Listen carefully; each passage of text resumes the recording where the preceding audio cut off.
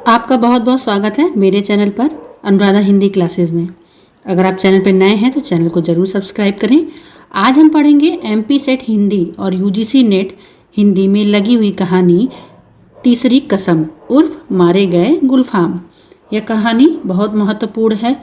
प्रतिवर्ष UGC net में इससे प्रश्न बनते हैं। प्रतिवर्ष कभी कहानी का संकलन पूछता है, कभी उसका प्रकाशन वर्ष, कहानी में कौन कौन से स्थान आए हैं, या कहानी के गीतों को लेकर।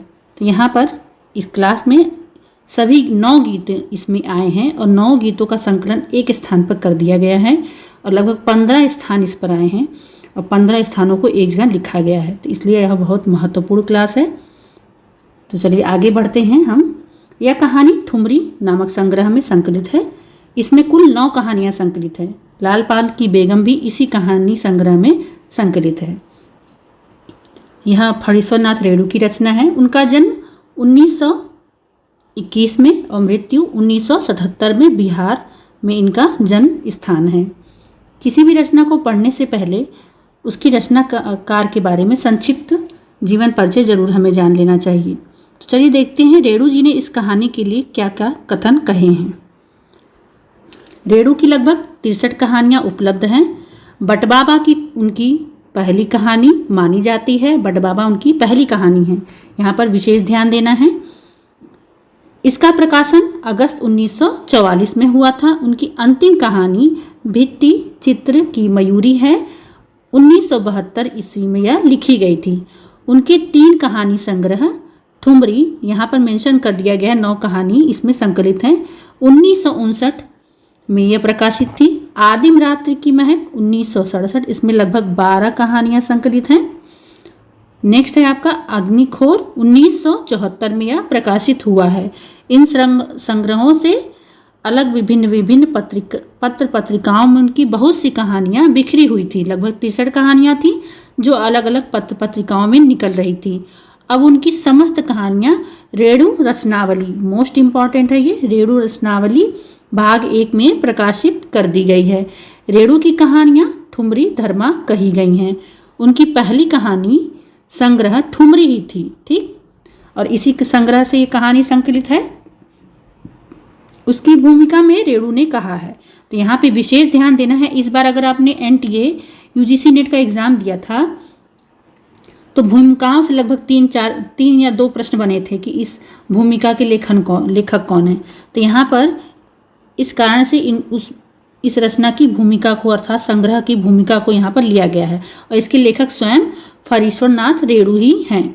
उन्होंने कहा इस संग्रह में ठुमरी नाम की कोई कहानी नहीं है। अमूमन ये होता है कि अगर कोई संग्रह है तो उसी नाम से, या कोई कविता संग्रह है तो कविता रहेगी या उसी नाम से कोई कहानी रहेगी, लेकिन इसमें ऐसा कुछ भी नहीं है। ठुमरी एक गीत है। तो इस प्रकार से इनकी कहानियाँ ठुमरी धर्मा है। अंतर्मार्ग एक ही है। सभी कथाओं का तात्पर्य यह है कि अंतर्मार्ग की एकता के कारण सभी कहानियाँ ठुमरी धर्मा है, अर्थात वह एक अंतर्मार्ग पे चलती है। मतलब इस कहानी में क्या है, तीसरी कसम में पूरी मार्ग की ही कहानी है, रास्ते की कहानी है। हीरामन और हीराबाई की रास्ते की पूरी कहानी है। तो अंतर्मार्ग की यह कहानियाँ हैं। अब हम बढ़ते हैं इसके प्रमुख पात्रों की ओर। पात्र इसमें है मुख्य हीरामन, यह नायक है जो कि 40 वर्ष का है। हीराबाई कंपनी की औरत है जो उसकी बैलगाड़ी में बैठकर जाती है। कहाँ जाती है? फारबिसगंज से नननपुर जाती है, ठीक है, इस बात का विशेष ध्यान देना है। लालमोहर धुन्नीराम पलटदास हीरामन के गांव का गाड़ीवान है। लहसनवा लालमोहर का नौकर गाड़ीवान है। इस प्रकार से लगभग इसमें आपको 5-6 पात्र मिल गए हैं। कहानी में आने वाले स्थान मोस्ट इंपॉर्टेंट है। प्रश्न इसी से बने थे। यूजीसी नेट का अगर आपने पेपर दिया था तो उसमें पूछा गया था।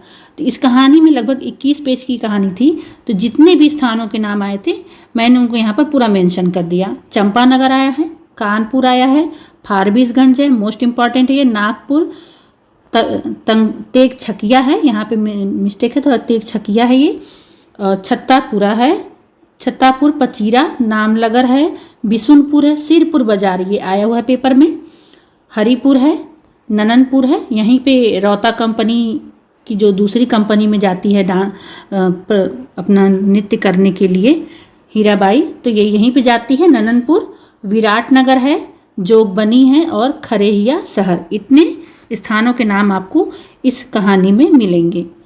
कहानी के गीत ये मोस्ट इम्पॉर्टेंट है। लगभग इसमें 9 गीत हैं। 9 गीतों का संकलन यहाँ हूबहू कर लिया गया है। तो पहला गीत है, और इस बार अगर आपने 5 मार्च को यूजीसी नेट का पेपर दिया है या आप एमपी सेट का पेपर देने वाले हैं, तो हो सकता है गीतों को देकर पूछ ले कि कौन सा गीत, या कोई अन्य गीत रख ले, पूछ ले कौन सा गीत तीसरी कसम का नहीं है। तो इस प्रकार से आपको पता होना चाहिए कि इसमें कौन से गीत आए हैं।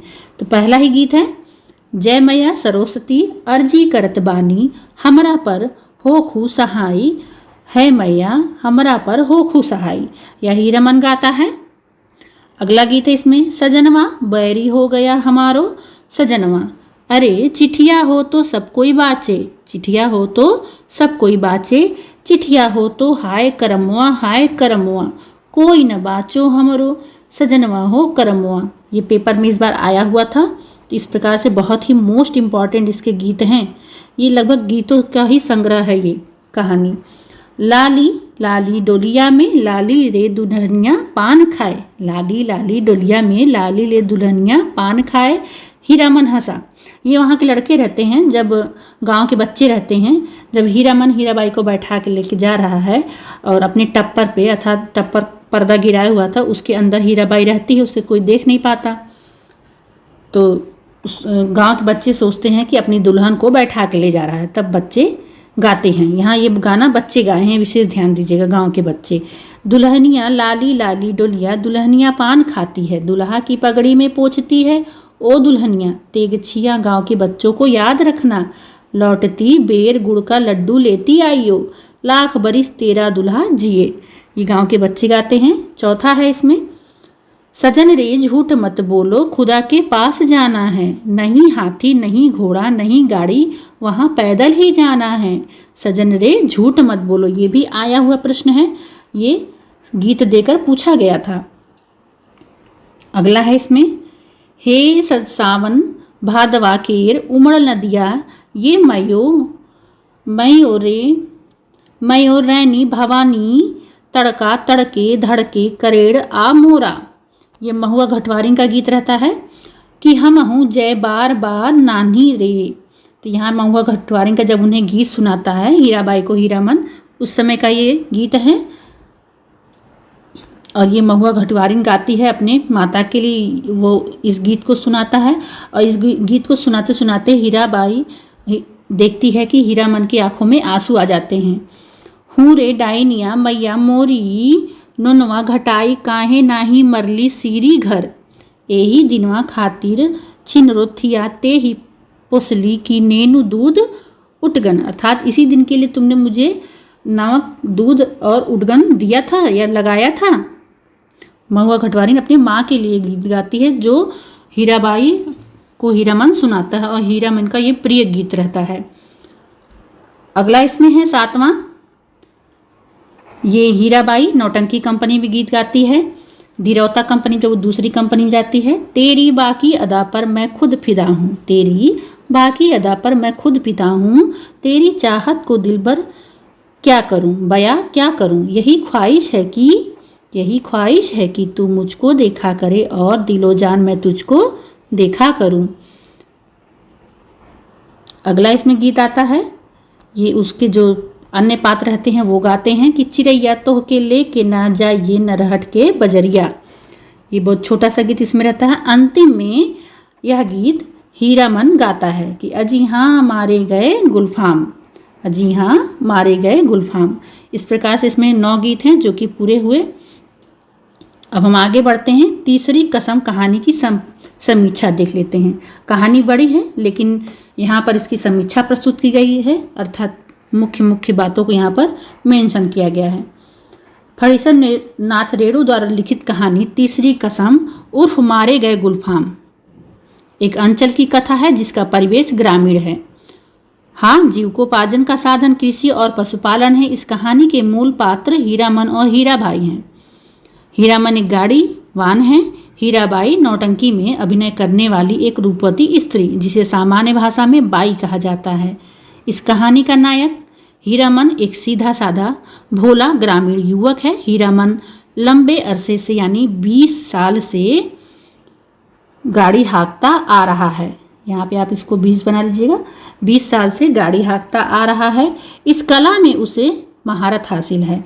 वह चाहे सीमा के उस पार नेपाल से धान और लकड़ी की चोरी करना होता है या साहसिक कार या कंट्रोल के ज़माने में चोर बाजारी का माल इस पार से उस पार पहुंचाने जैसा जोखिम भरा कार्य, वह बड़ी सफाई से अपना कार्य पूरा कर लेता है। किंतु सीमा के इस पार न गई। 5वीं बार गाड़ी पकड़ी गई। हीरामन समझ गया इसका निस्तार नहीं है। वहां से भागने पर उसने पहली कसम खाई। यहाँ पे 3 कस्में खाता है वो, और तीनों कस्मों का यहाँ पर मेंशन किया गया है। 3 कस्में क्या क्या खाई उसने पहली कसम खाई, अब कभी चोरी की चीजों की लदनी नहीं करेगा। और दूसरी कसम खाता है वो कि बांस की लदनी नहीं करेगा। और तीसरा कसम वो खाता है कि कभी भी कंपनी की औरत को गाड़ी में नहीं बैठाएगा। इस प्रकार से 3 कसम खाता है। उसी पर यह रचना हुई है। चोर बाजारी का माल और बांस की लदनी। चंदन के लिए कोई 50 रुपए भी दे तो हीरामन की गाड़ी नहीं मिलेगी। यह दूसरी कसम उठाने के बाद सबसे पहले वह पूछ लेता था, इसमें चोर बाजारी वाली चीज और बांस तो नहीं है। आज हीरामन को न जाने क्यों पीठ में गुदगुदी होने सी लगती। अपने 20 साल के गाड़ी चलाने के अनुभव में उसे ऐसी अनुभूति पहली बार हो रही है। उसका ध्यान बार बार गाड़ी में उठती चंपा की महक और पीठ में लगी गुदगुदी खींच रही है। और इन्हीं सोच विचार के क्रम में जब कच्ची सड़क के एक छोटे से गड्ढे में गाड़ी का दाहिना पहिया बेमौके हिचकोले खाने से सिस की आवाज आती है तो हीरामन दुआली से बैल को पीटता है। और तभी उसके कानों में बच्चों की बोली जैसी महीन फेनु गिलासी बोली पड़ती है। यहाँ पे ध्यान देंगे कि उसने हीराबाई की आवाज़ को फेनु गिलासी कहा है। ठीक है, ये मोस्ट इम्पॉर्टेंट है। आहा मारो मत, यह आवाज़ नौटंकी कंपनी में काम करने वाली हीराबाई की है, जो मथुरा मोहन नौटंकी कंपनी। ठीक है, ये इसकी पहली कंपनी रहती है। और दूसरी कंपनी रहती है दिरौता कंपनी। और फिर बाद में वो अपनी ही कंपनी में वापस लौट आती है। क्यों आती है? क्योंकि वहाँ पर उसके लिए सब अपशब्द यूज करते हैं। नौटंकी कंपनी में काम करने वाली हीराबाई की है, जो मथुरा मोहन नौटंकी कंपनी छोड़कर रात के अंधेरे में फारबिसगंज मेले का दिरीता संगीत नौटंकी कंपनी जाने के लिए हीरामन की गाड़ी में सवार हुई थी। ठीक है, नननपुर का मेला लगा रहता है, ये कंपनी वहीं रहती है। आगे दोनों के मध्य बातचीत का सिलसिला चलता है। वह दोनों एक दूसरे के प्रति आकर्षित हो जाते हैं। कहीं भी प्रेम की स्वीकारोक्ति दोनों में से कोई नहीं करता। मतलब वो लगभग एक पहर तक पूरा एक दूसरे के साथ रहते हैं। वो फारबिसगंज से उसको नननपुर बाजार तक पहुंचाता है, लेकिन वो दोनों में कोई भी प्रेम का आकर्षण नहीं होता है, मतलब स्वीकार नहीं होता है। और लेकिन बातचीत बहुत होती है। उन्हीं बातचीतों में ही ये गीत पूरे आए हुए हैं। परंतु दोनों में वर्णित हाव भाव उनके मध्य प्रस्फुट प्रेम भावना को व्यक्त करते हैं। वार्तालाप के मध्य स्वप्न और यथार्थ के बीच हिचकोले खाती गाड़ी फारबिसगंज पहुंच जाती है। हीराबाई विदा लेकर मेले की नौटंकी कंपनी चली जाती है। कहानीकार चाहता तो कहानी यहीं समाप्त कर सकता था, परंतु तब कहानी का वैसा सघन प्रभाव नहीं पड़ता जो रचनाकार की ईट था। ठीक, रचनाकार की ईट था। मानवीय भावनाओं को जटिलता की गहराई से प्रस्तुत कर संवेदनाओं के नित नए खुलते श्वेतों से पाठकों को अवगत करा एक से अधिक अनमिति का समावेश कर एक तीव्र समग्र प्रभाव के लिए कहानी को लंबा बनाना अनिवार्य था। मैंने आपसे कहा है कहानी काफ़ी लंबी है। अगर इस पूरी कहानी को पढ़ाता तो लगभग वीडियो आपकी 1.5 घंटे की होती, 1.5 घंटे की पूरी क्लास होती। तो इस प्रकार से मैंने इसकी समीक्षात्मक कहानी को पढ़ा है। मेले में जाकर नौटंकी को लेकर हीरामन व उसके साथियों का पूर्वाग्रह व उसको दरकिनार कर नौटंकी देखने का नितांत नया अनुभव, प्रेम के साथ जुड़े मनुहार व प्रेमी के प्रति सुने किसी भी अपशब्द का तीव्र प्रतिरोध। अच्छा, इसमें होता क्या है कि जब तीव्र प्रतिरोध होता है तो हीराबाई के लिए अपशब्द यूज होते हैं अर्थात नाचने वाले के लिए जो शब्द होते हैं वो कुछ लोग प्रयुक्त करते हैं। इस पर हीरामन बहुत गुस्सा हो जाता है और फिर वह मारपीट करने लगता है। तो यहाँ पर इसलिए उसको प्रेमी की संज्ञा दी गई है। 10 दिन 10 रात की वह खुमारी पूर्ण मन स्थिति कथा को परिणतिक को मार्मिक स्वाभाविकता देने व प्रभावपूर्ण बनाने के लिए आवश्यक था। हीराबाई भी लगभग 5 टिकटों का पास देती है अपनी कंपनी का, जो हीरामन को देती है और उसके अन्य मित्रों को। तो यहाँ पर उसका भी प्रेम और स्नेह दिखता है। इस प्रेम की परिणति मिलन में होने की संभावना कम थी, परंतु जिस आकस्मिकता के साथ इसका अंत हुआ वह पाठकों को बहुत कुछ सोचने के समझने के लिए बाध्य कर देती है।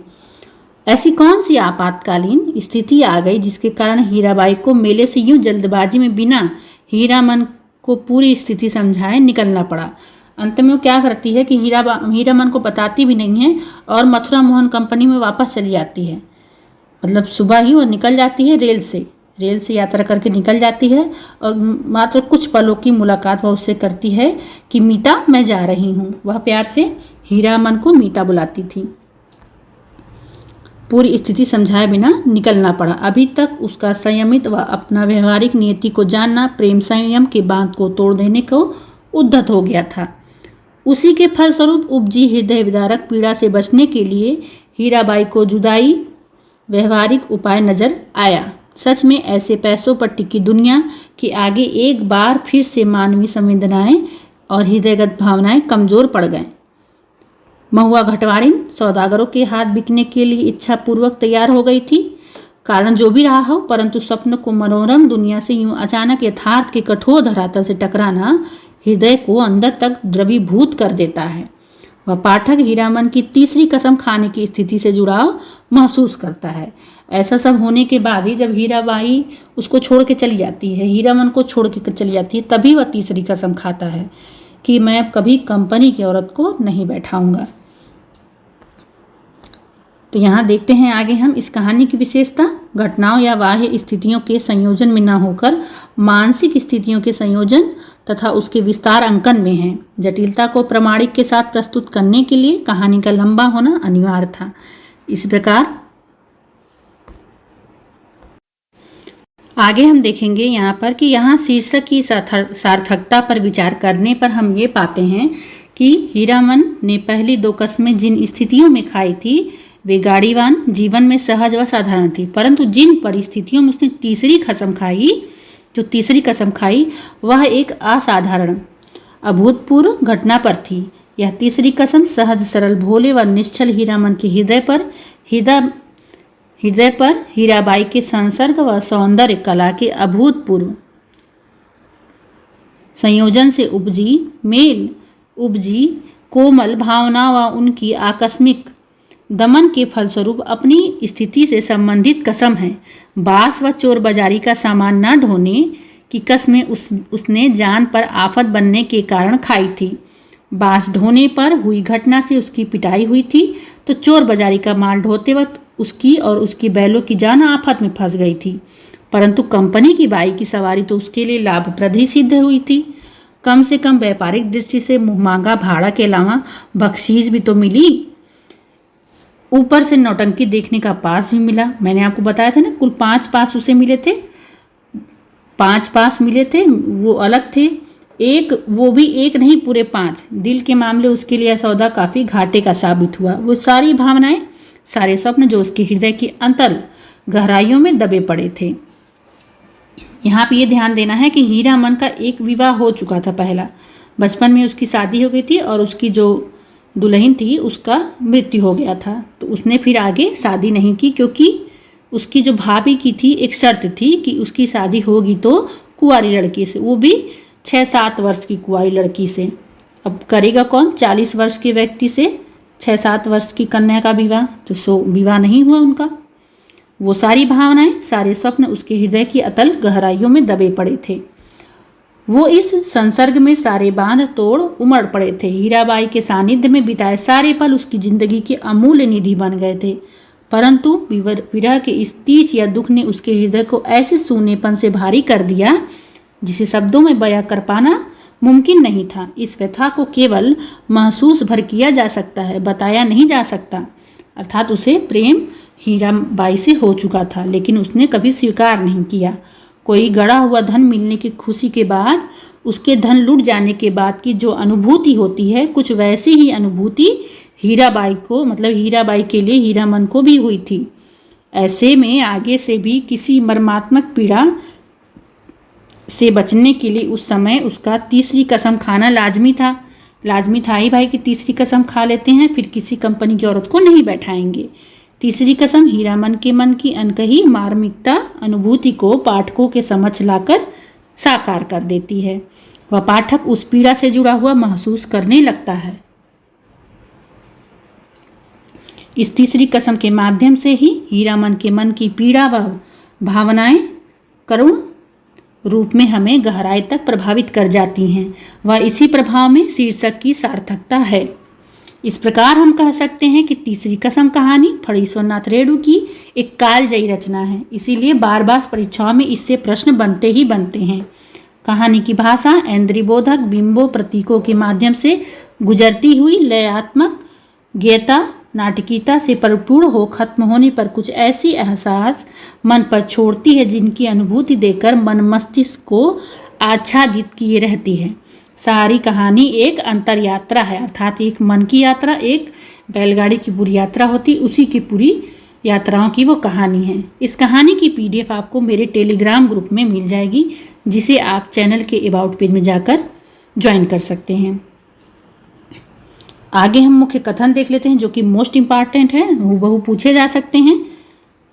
तीसरी कहानी कसम जो है, कसम, उस कहानी के जो मुख्य कथन है यहाँ आपको दिए गए हैं। तीसरी कसम कहानी के मुख्य कथन: हीरामन गाड़ीवान की पीठ में गुदगुदी लगती है। पिछले 20 साल से गाड़ी हाँकता है। हीरामन बैलगाड़ी सीमा के उस पार मोरंगराज नेपाल से धान और लकड़ी ढो चुका था। कंट्रोल के ज़माने में चोरबाजारी का माल इस पार से उस पार पहुंचाया, लेकिन कभी तो ऐसी गुदगुदी नहीं लगी पीठ में जब हीराबाई उसके बैलगाड़ी पर बैठी। तो 2 कस्में खाई उसने। एक, चोर बाजारी का माल नहीं ला देंगे। दूसरी, बास अपने हर भाड़ेदार से पहले ही पूछ लेता। दूसरी कसम थी, बास की लगनी नहीं ला देगा। चोरी चमारी वाली चीज़ तो नहीं, और बास लादने के लिए 50 रुपये भी कोई देगा तो हीरामन की गाड़ी नहीं मिलेगी। हीरामन की गाड़ी उसे नहीं मिलेगी। तीसरा है, दिन भर भाड़ा धोता। हीरामन शाम होते ही नौटंकी का नगाड़ा बजने लगता। नगाड़े की आवाज़ सुनते ही हीराबाई की पुकार कानों में मंडराने लगती। भैया, मीता, हीरामन। उस्ताद गुरुजी हमेशा कोई न कोई बाजा उसके मन के कोने में बजता रहता दिन भर। हीराबाई का हाथ रुक गया। उसने हीरामन के चेहरे को गौर से देखा, फिर बोली, तुम्हारा जी बहुत छोटा हो गया है। क्यों मीता? महुआ घटवारिन को सौदागर ने खरीद जो लिया गुरुजी। वह हीराबाई उसको भैया भी कहती थी, मीता भी कहती थी, गुरुजी भी कहती थी।